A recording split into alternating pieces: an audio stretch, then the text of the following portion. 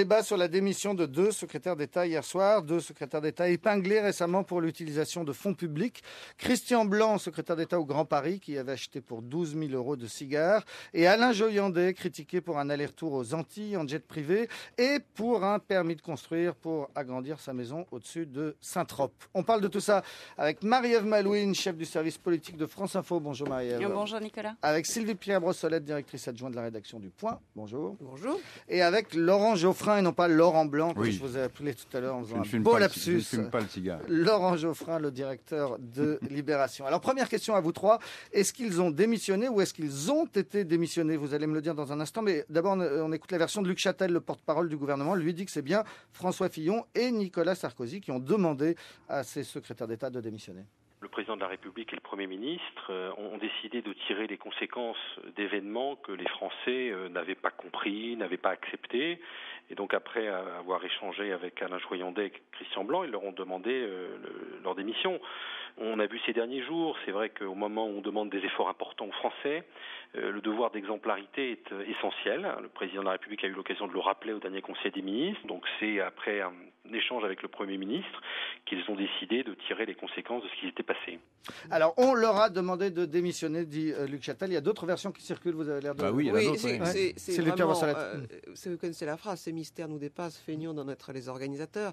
Il se trouve que Nicolas Sarkozy a commis une première erreur, c'est de ne pas les virer tout de suite. Deuxième erreur, c'est d'annoncer leur future démission pour octobre. Quelle autorité avait encore Joyandet pour négocier avec des chefs d'État africains? Enfin, il était ridiculisé, il a craqué, il a dit qu'il voulait s'en aller. Nicolas Sarkozy a essayé de le retenir. C'était pas du tout son plan. Il ne voulait pas lâcher un bout de la pelote avant octobre.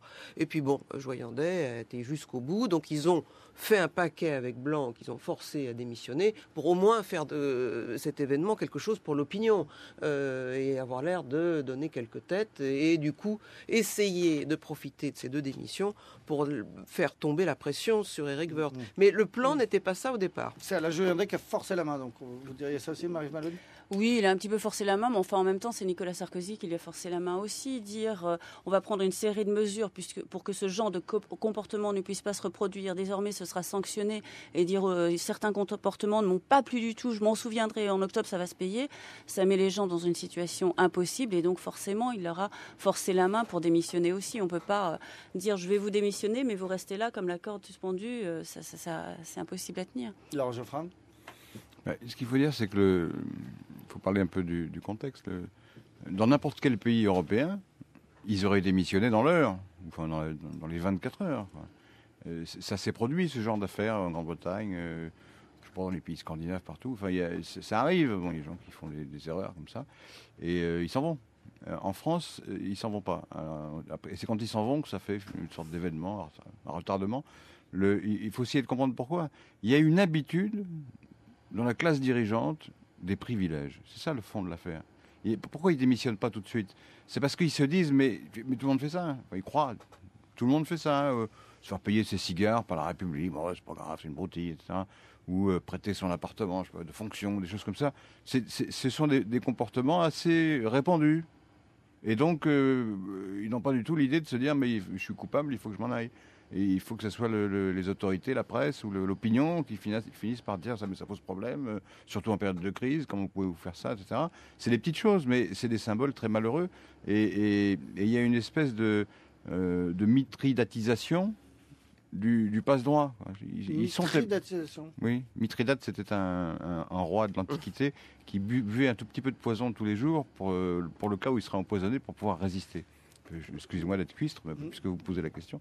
Donc ils sont mithridatisés au privilège. Ils en ont des petits tout le temps et ils sont habitués à ça et c'est monnaie courante, quoi. Et donc l'idée de démissionner leur vient jamais à l'esprit. Mais c'est au point que dans la lettre que Nicolas Sarkozy va écrire à François Fillon pour demander des mesures de moralisation et d'exemplarité de la vie publique, il y avait une phrase absolument hallucinante qui était de dire, c'était écrit noir sur blanc que les ministres devraient désormais payer leurs dépenses personnelles sur leur argent personnel.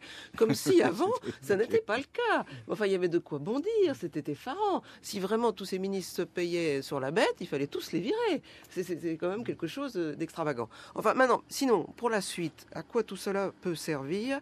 Est-ce que Éric Woerth va connaître une petite accalmie? Est-ce que Mediapart ou d'autres organes qui sortent des infos continuellement, Le Point parfois aussi, le Point, Libé, enfin tout le monde, chacun sort ce qu'il peut, comme d'ailleurs souvent des informations un peu périphériques et qui ne contribuent absolument pas à déterminer la culpabilité de Éric Woerth en aucune manière. Pour l'instant, on n'a de preuves de rien. On a des faisceaux, des soupçons, des doutes, des questions sur le comportement. À cette nuance près, c'est que cette volonté de rester à toute force trésorier et ministre est quand même difficile à comprendre. Alors, bon, ça fait longtemps, on s'en est aperçu sur le tard, la gauche n'a rien dit au départ, bon d'accord, très bien.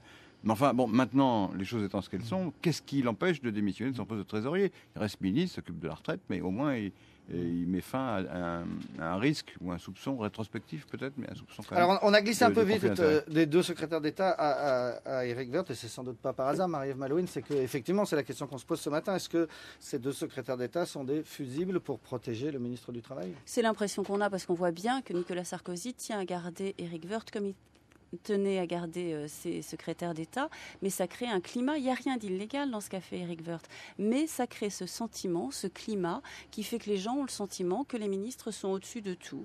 Ils ne payent pas leurs cigares, ils prêtent leur appartement de fonction qui est vide, ils ont des rémunérations hors du commun, et il y a ce sentiment qu'en plus, eux, les mêmes politiques, leur demandent de se serrer la ceinture, de travailler plus longtemps pour moins d'argent, et que les politiques sont dans un autre monde dans lequel ils fréquentent des gens du business, des grands patrons, Madame Bettencourt. Il n'y a rien d'illégal, mais il y a un sentiment que les politiques sont déconnectés de la réalité parce qu'ils vivent ailleurs. Donc, Éric Woerth est touché par la même chose que Alain Joyandet ou Christian Blanc. C'est un monde différent qui ne correspond pas au monde des gens, de leurs électeurs. Et que ce qu'ait fait Éric Woerth soit légal ou pas, qu'il y ait culpabilité ou pas, il y a le soupçon et donc rupture de la confiance qui avait été établie avec Nicolas Sarkozy, qui avait dit qu'il réintroduirait de la justice. Travailler plus pour gagner plus, c'était non seulement du pouvoir d'achat, mais c'était de la justice dans le travail.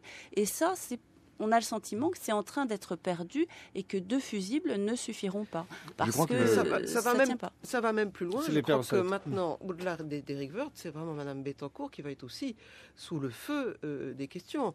Le procureur Courroy, qui avait semblé dans un premier temps un peu protéger Madame Bettencourt, comme apparemment depuis 20 ans tous les gouvernements ne sont pas montrés très acharnés à aller démontrer qu'elle avait pu avoir des comptes en Suisse. Mais là, tout d'un coup, cette demande dont il a fait part d'enquête pour blanchiment d'argent caché, c'est quand même quelque chose de très grave. Et tous les liens qui ont pu exister entre Madame Bettencourt, son entourage et les gouvernements successifs, et particulièrement celui de M. Sarkozy et Woerth, vont être de nouveau mis sur le tapis. Donc quand on dit peut-être que ces deux démissions de secrétaire d'État vont faire baisser la pression, puis il va y avoir l'été, puis on va parler d'autre chose, je crains, parce que c'est vraiment peut-être sans doute pas très agréable pour Woerth, que je crois être un homme honnête, mais qui va de nouveau être sous le feu de l'actualité, ne serait-ce que parce que Mme Bettencourt va être épluchée de partout, comme Mme Alliot-Marie l'a dit hier, et Barouin l'avait dit la semaine d'avant. Et donc, comme il a été souvent en liaison avec elle, qu'il a eu des dons pour son petit parti, que comme trésorier de l'UMP, il a dû aussi lui quémander de l'argent, et que sa femme a travaillé surtout pour elle, il y a des milliards de raisons qu'on révèle des petits détails qui soient désagréables, peut-être pas jamais illégaux en soi, mais désagréables dans le halo que décrit très bien Marie-Ève. Ça renvoie au sondage. On a publié un sondage via Voice là, ce matin, et 60% des gens pensent que la classe politique est corrompue. C'est un chiffre élevé. Enfin, c'est déjà vu dans l'histoire de la République, mais c'est très élevé. Et en plus, c'est injuste, parce que, en tout cas, c'est sommaire et exagéré.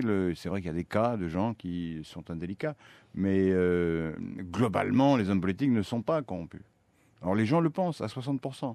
Donc vous avez vraiment une fracture morale, une fracture sociale, une fracture morale. Et pour retrouver ce type d'atmosphère, il faut revenir à l'époque de la fin du mitterrandisme, où il y avait une succession, il y avait l'affaire Urbac qui avait traîné en longueur, après les affaires Pelin, d'autres choses, plus le prêt qui avait été fait au pauvre Bérégovoy. Et ça donnait une ambiance comme ça qui était malsaine, de suspicion générale, et ça s'est très mal terminé pour la majorité de l'époque, qui était donc socialiste. Et le Parti socialiste est resté discrédité pendant plusieurs années. Il a fallu attendre Jospin, le droit d'inventaire, et puis les mesures qui ont été prises quand il a été Premier ministre pour que ça se calme. Et là, on a une succession de petites affaires dont l'addition fait un fait politique majeur. Un régime malsain, vous nous dites, Laurent Geoffrin. Pierre Moscovici, pour le Parti socialiste, était en direct sur France Info il y a une heure environ. Non, une demi-heure, même pas. Il disait, si nous étions dans un régime parlementaire, le gouvernement démissionnerait cet après-midi. Écoutez.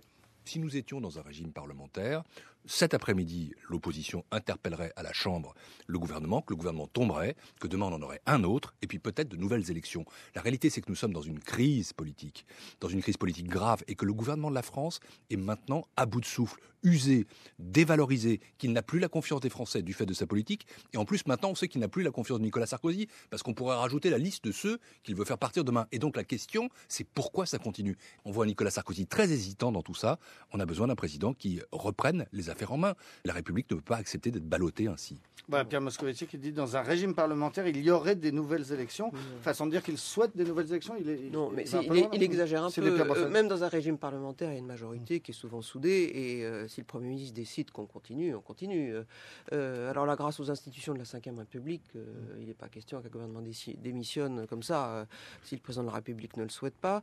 Je ne sais pas si c'est un bien ou si c'est un mal. Mais en tout cas, c'est un petit peu exagéré. La plupart des ministres sont des gens apparemment sans histoire et qui font correctement leur boulot. Mais ce qui est plus grave, c'est quand Luc Châtel parle de devoir d'exemplarité. Alors jusqu'où doit aller le devoir d'exemplarité? Est-ce qu'aucun membre d'aucune famille, d'aucun ministre ou d'aucun député ne peut travailler dans une entreprise? Est-ce qu'on ne peut jamais remettre une décoration à quelqu'un qui a un lien vague avec quelqu'un de votre entourage? Tout un code de déontologie devrait être mis en place. Dans certains pays, il existe. C'est vrai qu'en France, ça manque. On ne sait pas du tout quelles sont les règles, jusqu'où on peut aller, où est-ce qu'il faut mettre des coupures entre le mélange des genres. On ne sait même pas ce que c'est qu'un conflit d'intérêts. Ça n'existe pas dans le code pénal. Il n'y a que la prise illégale d'intérêt qui correspond à une définition, encore qu'elle soit assez large et difficile à définir. Et donc, on ne sait pas très bien ce que c'est que cette exemplarité. Et peut-être qu'effectivement, au sommet de l'État, on pourrait commencer par donner l'exemple en diminuant les salaires. Il faut se rappeler que le général de Gaulle remboursait les repas personnels qu'il prenait à l'Élysée. Oui. Mais Nicolas Sarkozy, on peut dire à des charges aussi qu'il a introduit la Cour des comptes à l'Élysée, qui vérifie tous ses comptes, il paye ses tubes de dentifrice dans les avions, et donc il y a eu des changements là-dessus. Mais ce qu'on voit aussi, c'est un affaiblissement quand même de Nicolas Sarkozy. On voit d'ailleurs étonnamment François Fillon revenir dans le jeu, et on le précise bien, Luc Châtel le précise bien, que tous les deux ont reçu les ministres, les secrétaires d'État concernés pour convenir de leur démission, ce qui auparavant n'aurait pas été le cas, on n'aurait pas cité François Fillon. Là, il revient aux côtés de Nicolas Sarkozy, ça prouve bien que Nicolas Sarkozy est un peu affaibli quand même. Parce qu'ils n'étaient pas d'accord. Fillon voulait les faire partir depuis le début et Sarkozy s'était opposé. Régional aussi. Fillon voulait un grand remaniement qui est en train de s'opérer finalement. Le duel du jour sur France Info, on l'a fait à 3 ce matin. C'est agréable. Le duel à 3, Laurent Geoffrin face à 2 filles. Marie-Ève Malouine, chef du service politique de France Info. 2 femmes au lieu d'une, c'est bien. Et Sylvie Pierre Brossolette du Point. Merci beaucoup à tous les 3. Le journal de 9h dans quelques secondes.